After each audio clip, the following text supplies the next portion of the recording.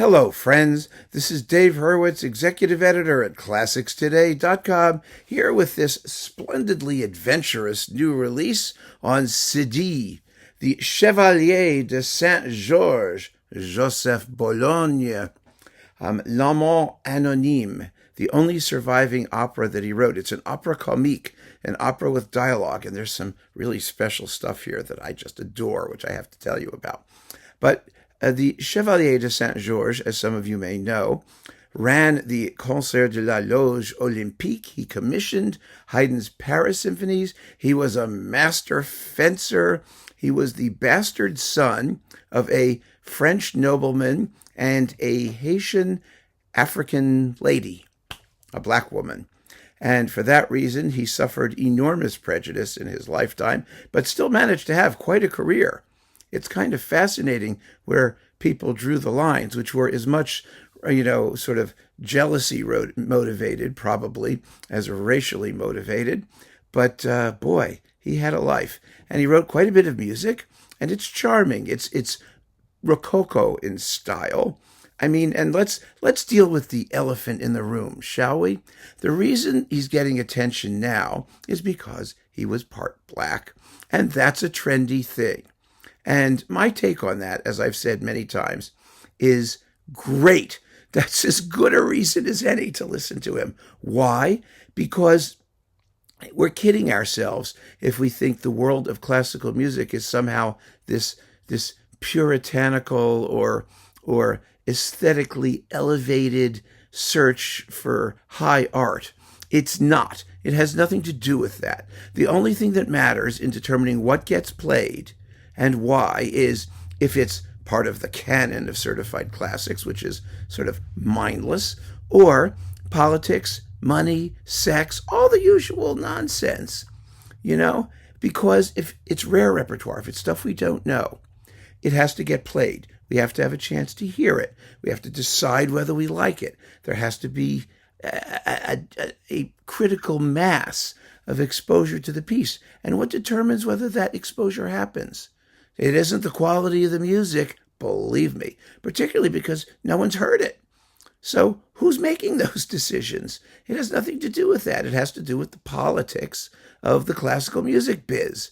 And if that politics has decided that neglected African-American composers are a thing, great, fabulous, because we know what the result will be. 90% of it will be junk, and some of it will be marvelous. And we're going to get to decide what the marvelous stuff is. And I can't wait. That's why I think all of the attention that these neglected composers are getting is marvelous. And the reason that they get the attention makes no difference, whether it's the color of their skin, or whether they were female, or whether they were sleeping with the right people, or none of it matters. All that matters is the quality of the results, and the percentage of great stuff is the same no matter who's writing it. It's that simple. It's that simple. So here we are. The Chevalier de Saint-Georges, L'Amant Anonyme on Cedille, played by the Haymarket Opera Company under Craig Trompeter on period instruments, with a generally decent cast. The women are better than the men. Leontine is Nicole Cabell. She's a very good soprano. Valcourt is Jeffrey Agpalo. He gets better as he goes. He sounds a little hesitant at first, but he kind of warms up to it. Let's see. Offemon is David Govertson, bass baritone. And Jeanette is Erica Scholler, etc. There are a couple other people. It's a small cast. The story is, well, we sort of know what the story is, don't we? No, it's one of those love things. Get it? The anonymous lover. It's about a guy who has a platonic friend who is female. They are in love with each other, but they can't admit it to each other. I mean, it's very, it's kind of like Dvorak's The Stubborn Lovers, or any of those stories about the Fantastics, the musical, about people who are in love with each other anyway, but for various reasons they can't admit it. And so they have to find ways, very complicated, torturous ways, to eventually confess their love for one another and live happily ever after, and that's what happens. And so that's all you need to know about the story. Now, because this is an opera comique, there's a lot of dialogue. And this is where packaging and presentation come in. Oh my, oh my. What a wonderful idea. You get 3 discs with a complete nice booklet with texts and translations. And the 3rd disc contains just the music. The first 2 are music and dialogue. So there's 71 minutes of just music and dancing, because it's French. There's ballet music. It's very charming. And then there's 2 full discs of the whole shebangy with the dialogue. So you could pick the one you want. And I listened to it with the dialogue, so I knew what the story was. And then once I knew what the story was, I didn't care at all about what the story was, I just listened to the music. How is the music? Well, as I said, the Chevalier de Saint-Georges was a Rococo-ish type composer. His music is charming, very nicely finished, elegant, light, not terribly deep expressively, harmonically often quite interesting. There are some numbers in here that don't go where you expect them to. It's touching, it's affecting. Is it great music?